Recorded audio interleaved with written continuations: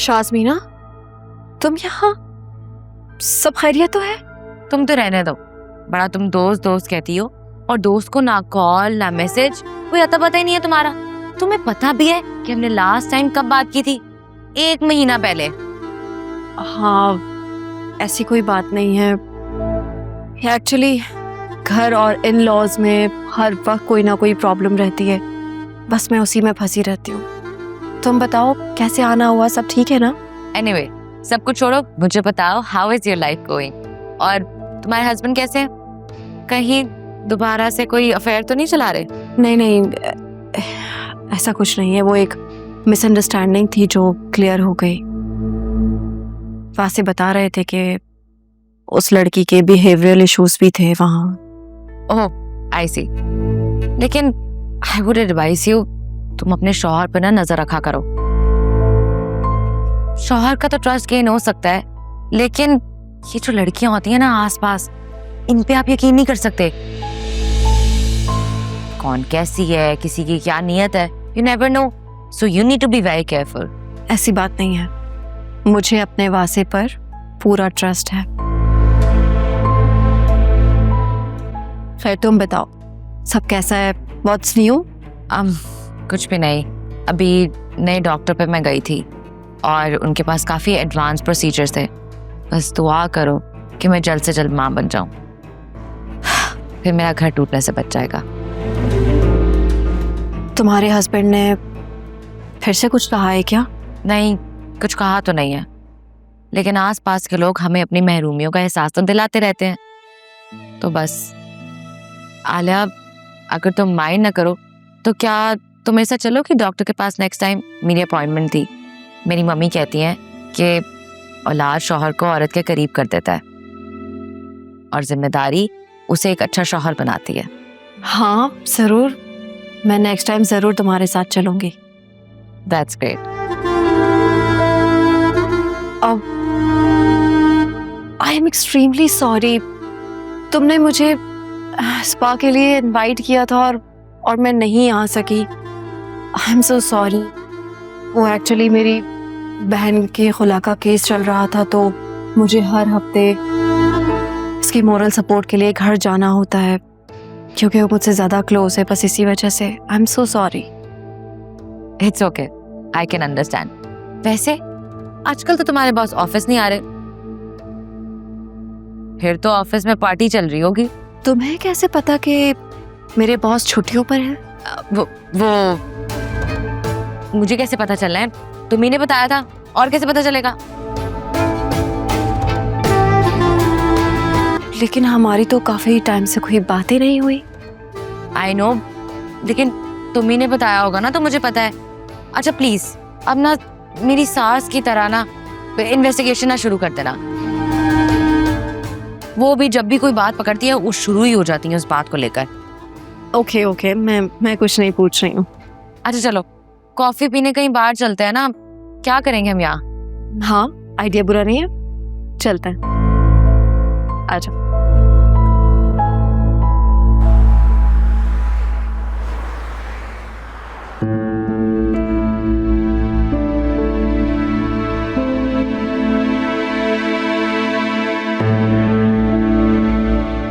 क्या बात है, क्यों बुलाया मुझे यहाँ? तुम्हें देखने। अब देखने को कुछ भी नहीं बचा। ना तुम्हारे दिल में मेरी मोहब्बत खत्म हुई है, ना मेरे दिल में तुम्हारे लिए। तो कैसे सब कुछ खत्म हो गया? हाँ, जिद छोड़ दो फिजा। हकीकत यही है कि तुम आज भी मुझसे बहुत प्यार करती हो। पुरानी बातों को छोड़ दो। क्या तुम उस सब के लिए मुझे इतनी बड़ी सजा दोगी? ऐसा कुछ भी नहीं है, और वैसे भी ना हमारे घर वाले इस रिश्ते को अब नहीं मानेंगे। हम दोनों एक दूसरे के लिए काफी हैं। काश ऐसा होता, पर ऐसा कुछ भी नहीं है। प्लीज यहाँ से जाओ अकरम, और दोबारा मत आना। मेरी जिंदगी में पहले ही बहुत प्रॉब्लम्स हैं, मजीद मत क्रिएट करो। क्या हुआ? क्या प्रॉब्लम है, मुझे बताओ। तुम अपने मसाइल सुलझा लो, वही बहुत है।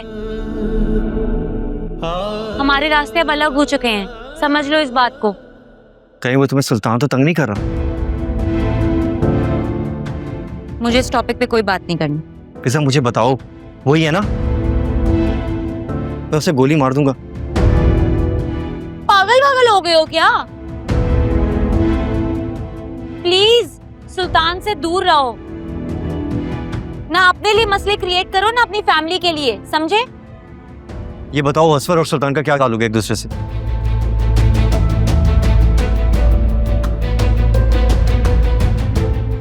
क्या मतलब? सुल्तान, असफर, क्या कहना चाहते हो? मैंने अपनी आंखों से देखा है असफर को सुल्तान के ऑफिस से निकलते हुए। तुम वहां करने क्या गए थे?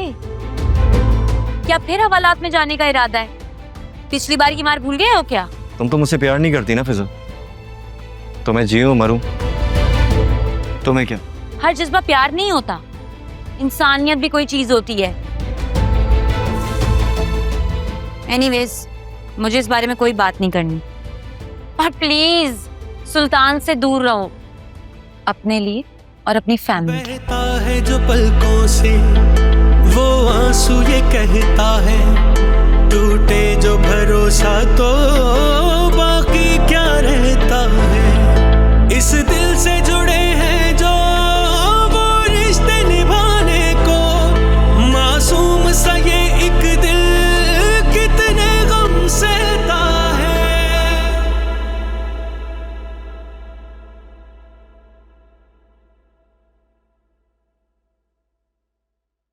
मम्मी,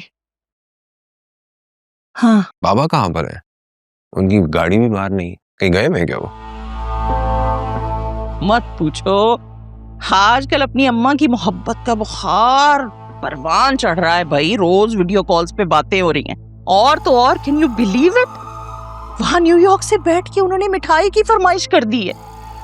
अब वो मिठाई खरीद कर उससे टिन पैक करवा के कोरियर कराने गए हैं, जैसे कि वहां तो मिठाइयां मिलती नहीं है। दादी जान भी हमारी कमाल की है, इस उम्र में भी मीठे का शौक गया नहीं है उनका।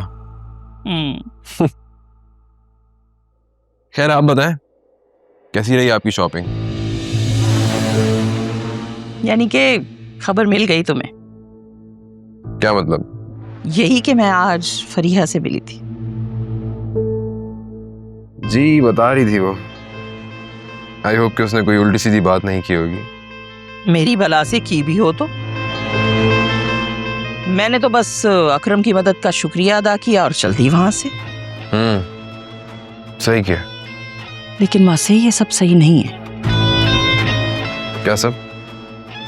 भाई यही कि तुम दोनों एक ही ऑफिस में जॉब कर रहे हो, हालांकि उसे जॉब की जरूरत भी नहीं है। मुझे पूरा यकीन है उसने तुम्हारे चक्कर में ऑफिस दोबारा ज्वाइन किया। आहिस्ता बोले